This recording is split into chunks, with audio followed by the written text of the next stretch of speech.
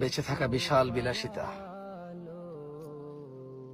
বেঁচে থাকা এমন বিলাসিতা, বেঁচে থাকা আল্লাহর এমন নিয়ামত যে মানুষ সুবহানাল্লাহ বললে আসমান আর জমিনের খালি জায়গাটা নেকিতে পরিপূর্ণ হয়।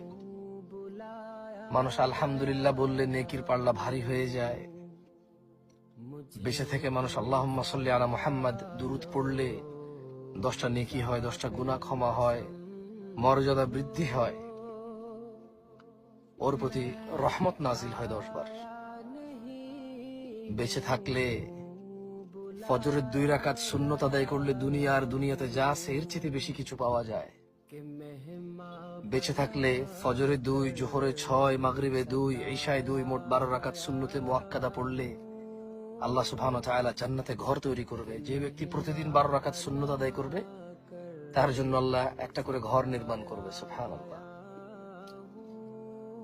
বেঁচে থাকলে সাদাকা করা যায়, বেঁচে থাকলে মানুষের উপকার করা যায়, বেঁচে থাকলে আল্লাহর প্রশংসা করা যায়, বেঁচে থাকলে লাউ বালাগাত যুনুবুকা আনানাস সামা, যদি মানুষের গুনাহ আসমানের মেঘমালা পর্যন্ত ছয়, সুম্মা ইস্তাগফারতানি, আল্লাহ বলছে তারপর যদি সে আমার কাছে মাপ চায়, গফারতু লাক, আমি তাকে ক্ষমা করব, ওয়ালা উবালি, কারো পরোয়া করব না।